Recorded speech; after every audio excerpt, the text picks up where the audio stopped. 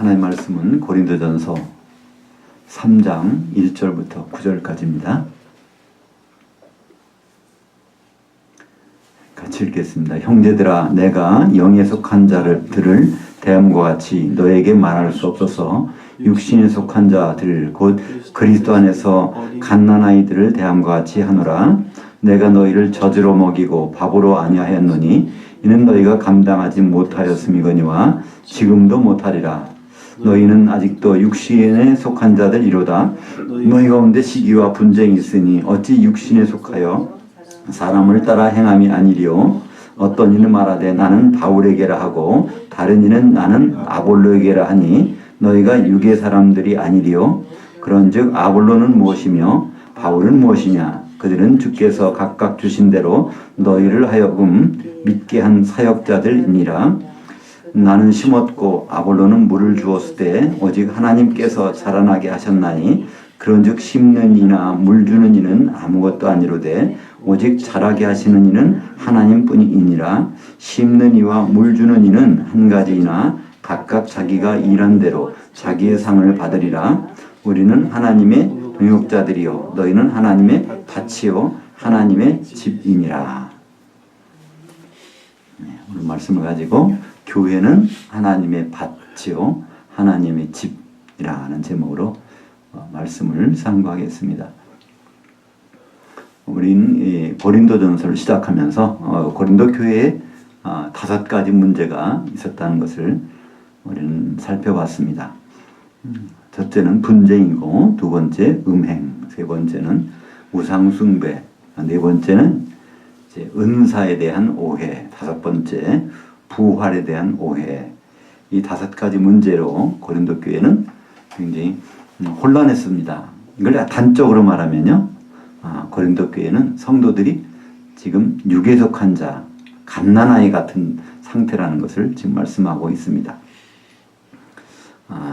고린도 전서에서는요, 지금 성도들을 세 부류의 사람으로 지금 분류를 합니다. 우리 2장에서요, 2장 14절에 보면 그 혼에 속한 사람이라는 그 부류가 나오고요. 또 2장 15절에는 영에 속한 자라는 그런 부류가 나옵니다. 이제 오늘 3장 1절에 보면요, 거기는 육에 속한 자, 육신에 속한 자 이렇게 나오고 있습니다. 이 각각의 부류의 사람들이 뭘 의미하는지, 그러니까 우리가 먼저 우리 사람은 뭐로 구성이 되어 있는지를 먼저 살펴봐야 되겠죠. 사람을 이게 몸 또는 육신이라고 하죠. 육신 속에는 이 혼이 들어가서 사람을 구성하고 있습니다.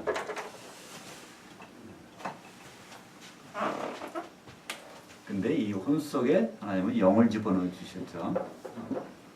그래서 몸, 혼, 이건 육신. 그래서 이 영을 헬라 말로 푸뉴마라고 합니다. 혼을 푸시케, 몸을 소마 또는 다른 말로 사르크스라고 합니다. 사르크스. 그래서 혼에 속한 자, 이거 형용사로 된 것이요. 그 영에 속한 사람을 푸뉴마 티코스, 이게 형용사인데 이거다가 정관사를 붙여서 영에 속한 사람 또는 혼에 속한 사람을 푸시키코스, 또 이 육에 속한 사람을 사르키코스. 그래서 영에 속한 사람, 혼에 속한 사람, 육에 속한 사람, 이렇게 고린도전서는 3가지로 분류해서 좀 설명을 하고 있습니다. 우리 지난번에 2장에서 혼에 속한 사람은요, 이 지식으로, 사람이 지혜로 모든 것을 판단하는 사람들입니다. 그 영에 속한 사람은 하나님의 성령의 감동으로 모든 것을 깨닫는 사람, 아는 사람이죠. 근데 오늘 3장 1절에 나오는 거기에 육에 속한 자, 그는 육신에 속한 그 갓난아이와 같은 그런 사람을 얘기합니다. 그러니까 우리는 모든 사람들이 어머니 뱃속에서 한번 태어나니까 장성을 합니다. 마찬가지로 요한복음 3장에 보면 거듭나야 됩니다. 그죠? 거듭나는 순간에, 예수를 믿어서 거듭나는 순간에 영적으로 보면 갓난아이입니다. 그죠? 갓난아이는 점점 그 식사를 해서 계속 장성을 해야 되는데 그렇지 못했을 때 그런 현상들이 바로 육에 속한 사람의 현상이고, 오늘 그 육에 속한 사람의 현상이 가장 두드러진 것이 오늘 3절에 나오는 시기와 분쟁입니다. 그러니까 남이 잘 되는 걸 아주 못마땅하고, 그래서 타당을 짓고 하는 것이 거듭난 사람으로서 맨 처음에 그렇게 나타난다는 거예요. 그래서 고린도전서 2장 14절에 우리말 성경에는 육이라고 해놨습니다. 킹제임스에서는 혼이라고 해놨나요? 번역을. 고린도전서 2장 14절 한번 같이 읽겠습니다. 혼에 속한 사람은 하나님의 성령의 일들을 받지 아니하나니 이는 그것들이 그에게 어리석게 보이며 또 그는 그것들을 알 수도 없나니 그러한 일은 영적으로 분별되기 때문이라. 그러니까 교회를 다닌 분들, 또 오래 믿으신 분들, 또 학식이 많은 분들은요, 예수 믿는데 좀 다른 방법을 믿어요. 그죠? 굉장히 이성적으로 판단합니다. 모든 것들. 성경에 나오는 이적이나 기적 같은 것에 별 관심이 없어요. 떡 5개로 어떻게 5,000명을 먹여, 거기에 대해 별 관심이 없습니다. 그건 하나님의 능력을 표현하기 위한 하나의 방법으로 사용되는 것이다. 물을 가지고 포도주를 만드는 것도요, 별로 놀라지 않습니다. 그거는 하나님의 능력을 설명하기 위한 하나님의 방편이다, 이렇게 생각하고 별로. 그러니까 우리가 죽은 다음에 어디 가는 것도 별 관계가 없어요. 요한계시록도 별 관심이 없습니다. 이 세상적인 모든 것들이 눈으로 보고 느끼고 하는 것들이 판단 기준이 되는 것이죠. 성경은 그걸 세상의 지혜라고 합니다. 세상의 지혜로 판단하는 사람들. 예수는 믿고 있지만 혼에 속한 사람은요, 세상적인 지혜로 모든 걸 판단하고 사는 사람들을 말씀하고 있습니다. 그런 분들에게는요, 이 영적인 것을 깨달아질 수가 없다는 거예요. 도저히. 그래서 오히려 신학교의 그 교수님들이 사실은 어떻게 보면 혼에 속한 분들이 많다고 볼 수도 있어요. 영적인 건 거의 무시합니다. 근데 고린도전서 2장 15절에 보면 영에 속한 사람은 다르다는 거죠. 같이 읽어보겠습니다. 영에 속한 자는 모든 것을 판단하나 자기는 아무에게도 판단을 받지 아니하느니라. 그러니까 이 영에 속한 자는 모든 것을 분명하게 하나님의 기준으로 알 수가 있다는 거예요. 그러나 그 판단한 거에 대해서 누구한테 판단받을 수가 없어요. 하나님께도. 왜냐하면 하나님의 성령께서 그 영과 더불어서 한 거기 때문에 사람도 그걸 판단할 수 없고요. 하나님도 거기에 대해서 간섭을 하실 수가 없다는 거예요. 왜냐하면 성령께서 우리 영과 더불어 한 일이기 때문에 그렇다는 것입니다. 잠언서 20장 27절 읽겠습니다. 사람의 영은 여호와의 등잔대라. 사람이 깊은 속을 살피느니라. 그러니까 사람의 영은요, 하나님의, 그러니까 성령이죠. 성령께서 비춰주는 등잔대라는 거예요. 그러니까 이 등이 있는데 등을 놓을 자리가 있어야 그 비출 거 아닙니까? 그죠? 등을. 근데 영이 거듭나지 못한 사람들은요, 영이 준비가 되지 않으면 등잔을 가지고 어떤 놓을 자리가 없는 거예요. 그러니까 하나님이 성령께서 활동하시는 그 장소가 없는 것입니다. 지난번에 말씀드린 대로 큰 건물에 화재가 났어요. 옥상에 헬리콥터가 잘 준비가 됐으면 구조를 받을 수 있는데 그 준비가 안 됐으면요, 전혀 그것이 불가능한 것처럼 우리의 사람의 영은요, 거듭나는 것이 필요하고, 그럴 뿐 아니라 바로 여호와의 등불, 그러니까 성령께서 활동하실 수 있는 그런 준비가 잘 되어 있는 사람이 모든 것을 깨달을 수 있다는 것이죠. 로마서 8장 16절 읽겠습니다. 성령이 친히 우리 영과 더불어 우리가 하나님의 자녀인 것을 증언하시나니. 내 실력으로 내가 하나님 자녀된 것을 인정할 수 없습니다. 깨달을 수도 없고. 그러나 거듭난 사람은요, 바로 성령께서 그것을 친히 알려주시기 때문에 거기에 대해 의심할 수가 없는 거예요.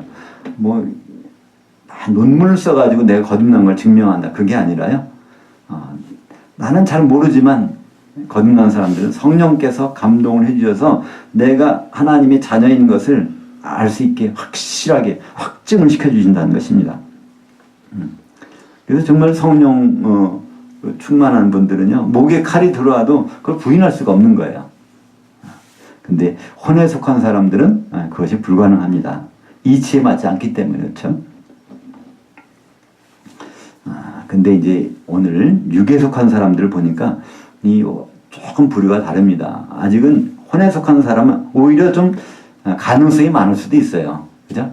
혼에 속한 사람들은 더 이상 깊이 들어갈 수가 없는데, 그냥 육에 속한 사람은 이제 갓난아이와 같이 그런 상태니까, 이제 젖만 먹으면, 그리고 밥만 먹으면 이거는 이제 영에 속한 사람으로 발전할 수가 있습니다. 근데 고린도 교회는 그게 그냥 거듭난 상태에서 머물러 있는 거예요. 그죠? 거듭난 상태에서 그 사람들은 방언도 하고 뭐도 하고 막 하겠지만 그 자리에 머물러 있는 것이죠. 그래서 바울은 그 표현을 아예 1절에 보니까 우리말 번역은 어린아이라고 그러는데, 어린아이라는 보통 다른 단어가 있습니다. 근데 그 단어가 아니라 그것은 특별한 갓난아이, 갓 태어난 아이라는 단어를 여기서 쓰고 있습니다. 요한복음 3장 6절과 7절에 보면요, 우리가 어머니 뱃속에서 태어나는 그런 출생이 있는가 하면 바로 영이 태어나는 그런 출생이 있다고 말하고 있어요. 그러니까 영으로도 마찬가지로 태어나면 그 순간부터는 갓난아이인데, 젖도 안 먹고 밥도 안 먹고 그 상태에 있다면요, 어떻게 되겠습니까? 그래서 젖이나 밥을 반드시 먹어야 되는데, 많은 사람들은 이 거듭났으니까, 내 성령 받았으니까 그거로 끝이다 생각하는 분들이 많이 있죠. 더 이상 아무런 노력도 안 하고 아무런 행동도 안 합니다. 그 순간에 충만했던 것만 회상하고 기억하고 그것만 더 생각하는 거로 모든 것이 끝나죠. 그러면 이 구원파나 똑같지 않습니까? 구원파가 뭐냐면요, 몇 월 며칠에 정말 내가 구원받았다. 그거를 그 다음부터는 어떤 죄도 나와 관계없다. 이렇게 생각하는 것이 구원파입니다. 거듭난 것이 그것이 최종적이라는 거 생각하는 것이죠. 근데 우리는 그렇게 생각한다면 고린도전서의 그 시각에서 뭐 어떻습니까? 갓난아이로 머물러 있다는 거예요. 그죠? 그래서 우리는 거듭난 순간에 육에 속한 자가 됩니다. 그래서 영에 속한 자까지 발전해야 되는데 중간에 새길로 간다는 거예요. 혼에 속한 자로 가는 것입니다. 모든 것을 이성적으로 사람의 판단으로 그렇게 세상적인 지혜로 가는 사람들, 성경에서는 그런 사람들을 혼에 속한 자라고 하죠.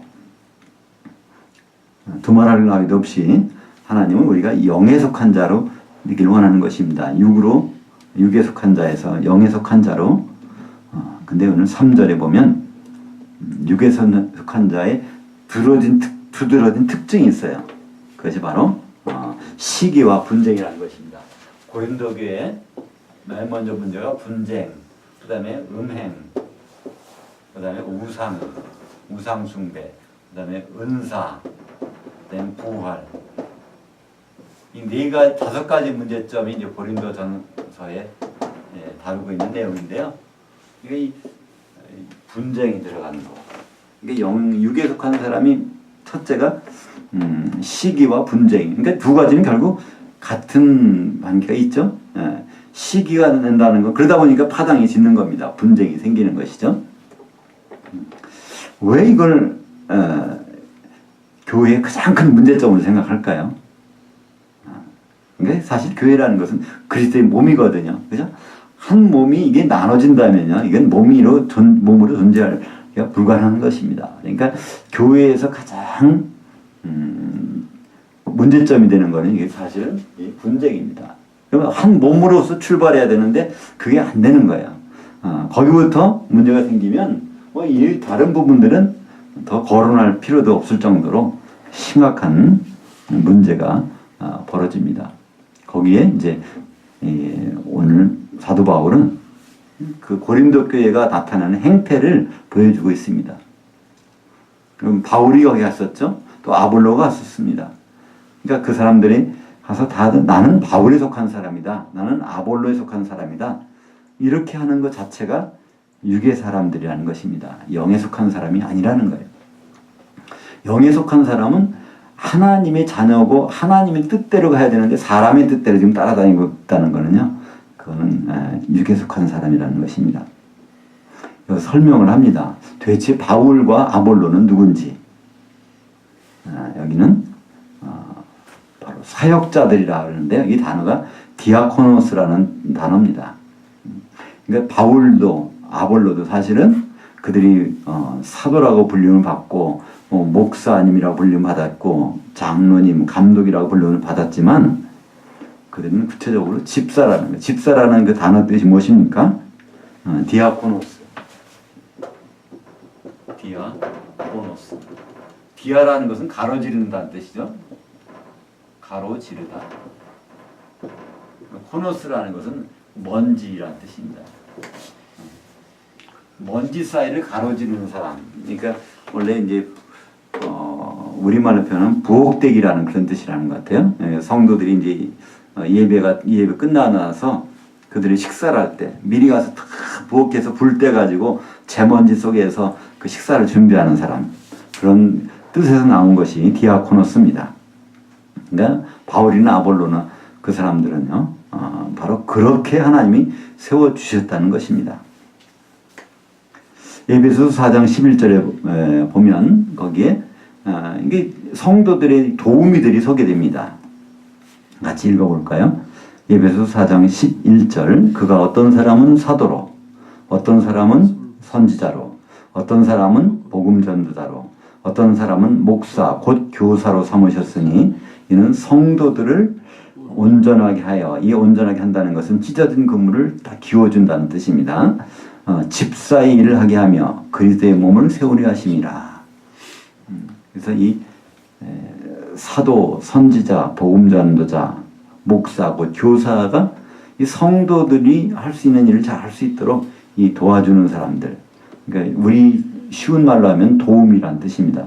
하나님은 이렇게 세워주셨는데 그들이 주인공처럼 우리가 한다면요, 이게 주객이 전도되는 것이죠. 그래서 골로새서 1장 25절에 보면 사도 바울 자기를요, 나 집사다 이렇게 소개를 합니다. 한번 볼까요?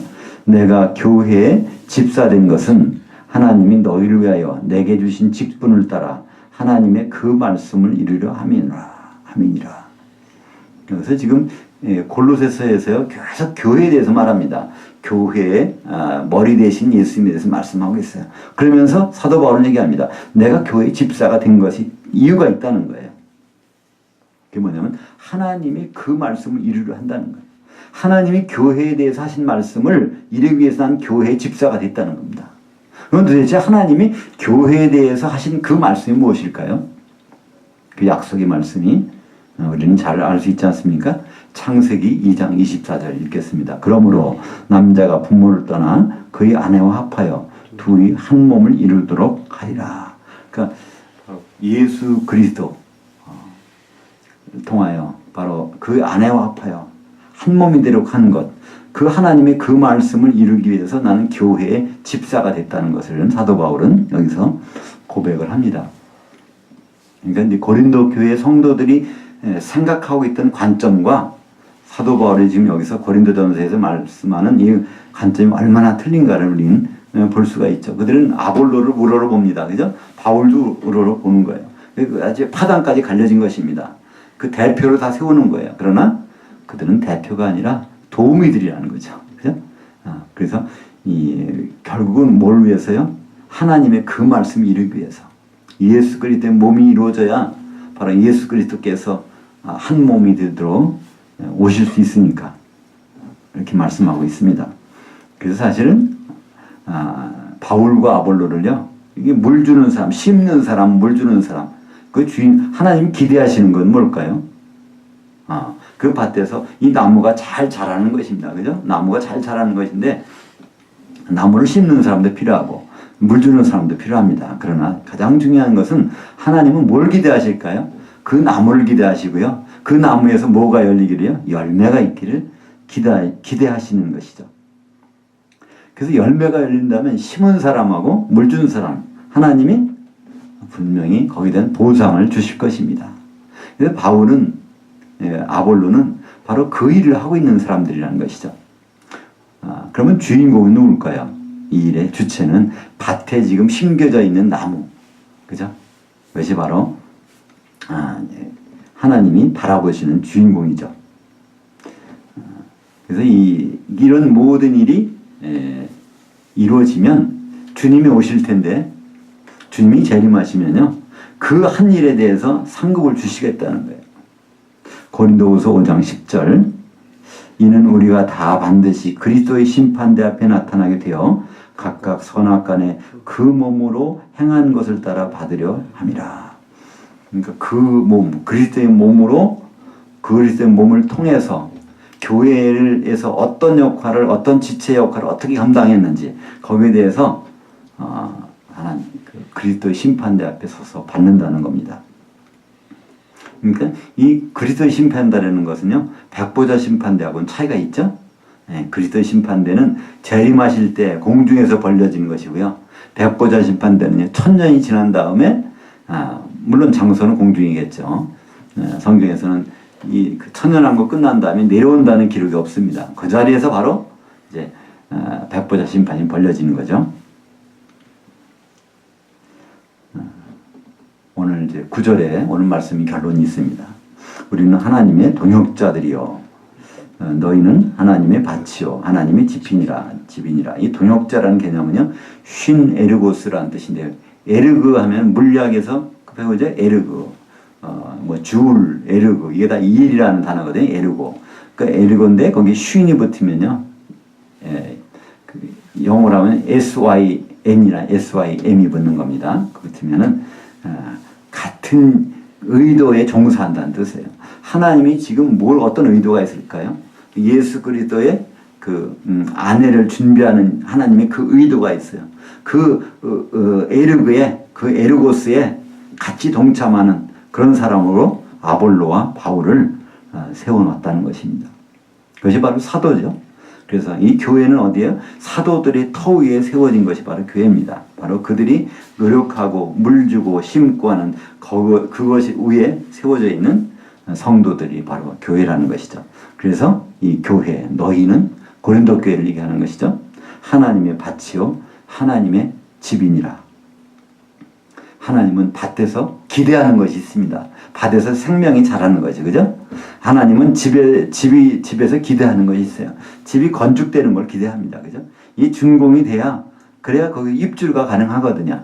그러니까 하나님은 이 밭에서 이 농작물이 열매가 열리는 거 기대하시고요, 이 건축물이 막 올라가고 있는데 이것이 준공이 되는 것을 기대하시는 것이죠.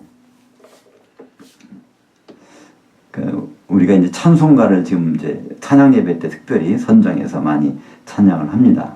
근데 그래서 이런 생각을 가지고 찬송하고 싶은 거예요. 근데 이런 찬송이 문제는 많지 않다는 것입니다. 다 나로 시작해서 나로 끝나는 거로, 내 고백으로 다 끝나는 겁니다. 그죠? 그것은 필요하지만은 거기서 벗어나야, 거기서 전진해야 되는데, 그러니까 예수님이 십자가에서 물과 피를 흘렸으니까 나도 십자가에서 물과 피를 흘리는 그런 고통을 당하고 싶습니다. 그게 아니거든요. 예수님이 십자가는 예수님으로 충분합니다. 그죠?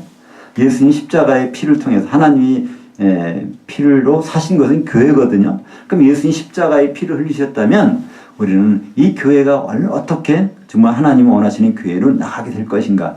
교회는 그리스도의 몸인데 몸을 이루려면 지체가 필요하고, 지체들이 서로 연락하고 서로 상합하고, 이것이 필요한 것이지 다시 가서 돈 주고 십자가를 통해서 교회를 사는 것이 아니거든요. 근데 우리는 모든 많은 찬양들이 그렇습니다. 예수님이 십자가 지셨으니 나도 그 십자가를 지어야 된다고. 아니요. 예수님은 나로 충분하다는 거예요. 십자가는 나로 충분해요. 아무도 십자가를 질 수가 없었죠. 저봐야 소용없습니다. 십자가를 질 때 자기 죄 가지고 지면 아무 효력이 없으니까. 그러니까 죄 없으신 분이 십자가를 지셔서 모든 그 죄를 담당하시고 이제는 그분이 남겨준 유업을 하라는 것입니다. 예수님이 그러십니다. 나를 믿는 자는 내가 하는 일도 할 것이요 그보다도 큰 일도 하리니 이는 내가 아버지께로 감이니라. 아버지께로 가면 성령을 보내주셔서 성령으로 세례받아 한 몸이 되는 그 일은 예수님이 하셨던 일보다 더 큰 일이라는 거예요. 근데 우리는 예수님이 하셨던 일보다 더 큰 일을 하라고 하셨는데 우리는 예수님이 하신 일을 자꾸 답습하려고 합니다. 나쁜 건 아니지만 옳은 것은 또 아니죠. 오늘 고린도전서 3장 9절에서 우리는 다시 한번 교회라는 건 하나님이 바치고 하나님이 집이라고 할 때 하나의 생명나무고 하나의 건축물로 지금 지어지고 있는 것이고 열매를 맺기 위해서 그 나무가 지체들이 일사불란하게 움직이는 또 이 건축물들이 벽들이 서로 연결시켜서 하나의 온전한 건물을 이어가는 것, 그것이 바로 교회고 그 일을 위해서 사도들이 도우미로 또 복음 전도자, 선지자, 목사, 교사 이들이 그 도우미로 지금 나섰다는 겁니다. 우리는 본연의 일은 내버려두고 그러니까 예수님께서 하신 일들을 따라다니면서 한다는 거는요, 참 예수님이 하늘에서 쳐다보시면서 얼마나 답답하게 생각하실 거 아니겠습니까? 그분은 지금 빨리 오셔야 되는데 그 일이 준비가 전혀 안 됐다고 생각할 때 정말 우리가 예수님의 심정으로 돌아간다면 뭐라고 말씀하실까요? 예수님이 그래 내가 십자가 졌으니 너도 빨리 십자가 져 이렇게 말씀하실까요? 그렇지 않을 것입니다. 십자가는 내가 졌으니 이제는 내 몸을 빨리 이루어. 이것이 바로 예수님이 지금 우리에게 하고 싶으신 바람일 것이죠. 누가복음 24장 52절에 보면 여기서 집이 뭔가가 나옵니다. 사도행전하고 같이 연결시켜서 읽어보겠습니다. 누가복음 24장 52절 그들이 그에게 경배하고 큰 기쁨으로 예루살렘에 돌아가 늘 성전에서 하나님을 찬송하니라. 예수님이 승천하셨어요. 이제 감람산에서 승천하시고 그때 11명의 제자들이 목격을 하고 그들이 이제 어디 갑니까? 예루살렘 성전에 가서 계속 찬송하고 있었어요. 근데 사도행전 1장에는 중간에 잠깐 들린 데가 있죠. 마가다락방에 가서 하나 들려서 그 마띠아를 하나 뽑아가지고 지금 성전으로 간 것입니다. 그때밖에는 들린 적이 없어요. 왜냐하면 늘 성전에서 하나님을 찬송했기 때문에 그렇습니다. 오순절 날만 그런 것이 아니라 늘 거기서 있었어요. 우리가 마가다락방에서 성령 받았다 그러는데 그거는 성경적인 근거가 전혀 없는 얘기입니다. 헛소문이에요. 그거는요. 성경에서는 분명히 기록합니다. 11명의 사도 거기다가 하나 붙인 마띠아까지 합해서 12명이 가서 오순절까지 성전에서 그들은 찬송을 했다는 것입니다. 사도행전 2장 1절에 보면 그것이 연결이 됩니다. 오순절 날이 이미 이름에 그들이 다 같이 한 곳에 모였더니 호련히 하늘로부터 급하고 강한 바람 같은 소리가 있어 그들이 앉은 온 집에 가득하며 여기서 집이 나와요. 그러니까 이 집을 마가다락방이라고 사람들이 보는 거예요. 근데 누가복음과 연결시켜 볼까요? 누가복음도 누가가 기록했고 사도행전도 누가가 기록했습니다. 같은 사람이 기록한 거예요. 그들은 늘 성전에 있었는데 언제 또 마가다락방에 가서 있었겠습니까? 그죠? 바로 여기서 집은 여기서 성전을 얘기합니다. 온 집에 가득했다는 건요. 그 성전에. 더구나 오순절 날은요. 다른 개인 집에 있을 수 없어요. 성전에 나가야 돼요. 1년에 3차례 반드시 하나님이 지정하신 성전에서 나를 만나라. 그렇기 때문에 마가다락방에 설사 있었다고 하더라도 그들은 성전으로 달려가서 있어야 돼요. 오순절 날은. 그래서 이 성전은 뭘 의미합니까? 이게 교회입니다. 그죠? 예수님이 그랬죠. 이 성전을 헐라 내가 사흘 만에 일으키리라. 예수님은요. 일으키신 것이 무엇이죠? 십자가의 피로 사신 것이 바로 교회입니다. 그죠? 그래서 하나님의 집은 바로 교회고요. 성전이고요. 성전이라는 것은 하나님이 인간을 만나시는 장소. 성령께서 거주하시는 곳이 바로 성전이고 하나님의 집입니다. 디모데전서 3장 15절 만일 내가 지체하면 너로 하여금 하나님의 집에서 어떻게 행하여야 할지를 알게 하려 함이니 이 집은 살아계신 하나님의 교회요 진리의 기둥과 터니라. 그러니까 교회라는 것은 하나님의 집이라는 걸 계속 말씀하고 계세요. 그러니까 집이라는 건 뭡니까? 그 거주지라는 거예요. 지금 하나님은 어떻게 거주하실까요? 성령께서 교회에 지금 여기다 주민등록지를 옮겨놓고 거주하신다는 거예요. 그러니까 하나님이 우리에게 바라신 뜻, 하나님의 밭과 하나님의 집, 밭, 구체적으로 말하면 하나님의 밭에 심겨진 그 나무입니다. 우리 그죠? 나무의 지체들이야. 또 하나님의 건축물, 집으로 지어가고 있는 건축물이라. 이걸 같이 설명한 것이 골로새서에 나옵니다. 2장 6절과 7절 읽겠습니다. 그러므로 너희가 그리스도 예수를 주로 받았으니 그 안에서 행하되 그 안에 뿌리를 박으며 세움을 받아 교훈을 받은 대로 믿음에 굳게 서서 감사함을 넘치게 하라. 그러니까 두 가지가 있어요. 그 안에 뿌리를 박아서 지금 서 있는 게 뭡니까? 하나님의 밭에 서 있는 교회예요. 그죠? 또 그 안에 세움을 받아서 이 건축되고 있는 게 뭡니까? 하나님의 집입니다. 지금 바로 골로새서에서는 우리가 그 교회라는 거예요. 교회가 지금 뭘 해야 되느냐를 여기서 말씀하고 있습니다. 교훈을 받은 대로, 이건 하나님이 성경의 말씀대로, 신약 성경이 사도들이 기록한 말씀대로 믿음에 굳게 서서 감사함을 넘치게 하라. 믿음이라는 건 뭐라고 그랬죠? 피스티스, 설득당하는 겁니다. 하나님이 이렇게 하신 거에 대해서 그렇지, 설득당하는 거예요. 그래서 감사함을 넘치게 하라. 지금 내가 이 위치에서 이렇게 하고 있다는 것을 감사하는 거예요. 난 무슨 일을 해야 될까요? 나를 불러주세요. 나를 뭘 맡겨주세요. 이렇게 그분한테 나한테 무슨 일 좀 주세요. 나를 보내주세요. 이렇게 하는 것이 아니라요. 이미 우리는 이 자리에 있다는 겁니다. 나무에 붙어있는 지체들이라는 거예요. 그럼 거기서 감사함이 넘치는 건 뭡니까? 나무에서 감사함이 넘치는 것은 열매가 많이 맺는 것이겠죠. 그죠? 그리고 이 건축물이 지금 막 올라가고 있는데 거기는 우리가 벽돌들이란 말이에요. 그죠? 그러면 내가 흔들리면 전체가 흔들려요. 그죠? 그리고 옆에 있는 누가 다른 벽돌이 흔들흔들 하면요.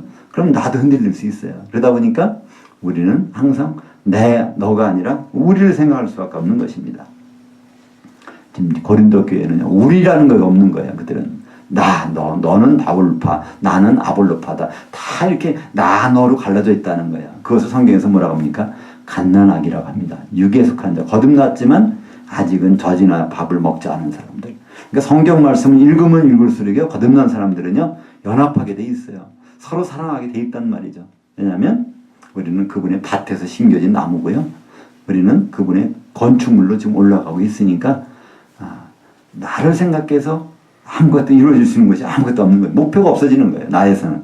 그러나 우리가 하나님의 밭에 심겨진 그 뿌리 박고 있는 것은 하나의 나무의 지체라고 생각할 때, 하나님의 건축물로 지금 올라가고 있는 벽돌이라고 생각할 때 우리는 우리 성도들을 보는 관점이 달라지고요. 하나님에 대한 생각이 달라지고요. 예수님이 뭘 원하시는지에 분명한 거기에 목표가 설정이 됩니다. 그렇지 않으면 고린도 교회와 마찬가지 똑같이 돼요. 고린도 교회는 그들은 엄청난 일을 능력을 행했잖아요. 방언도 하고 방언 못하는 사람이 없을 정도니까 거기죠. 성령 조금만 받고 은사들 9가지 다 받고요. 그런 교회지만 그들은 물론 그 기록은 12장부터 13장, 14장이 기록되어 있어요. 그러나 이것은 고린도전서를 기록할 순간에 그들의 내용을 다 포함하는 거예요. 고린도전서를 지금 바울이 기록해서 보내고 있습니다. 그러나 그들은 방언도 하고 예언도 하고 능력도 하고 다 하지만은요, 그들은 복이 어떻습니까? 다 육에 속한 자들이라는 거예요. 갓난아이와 같은 것이고요.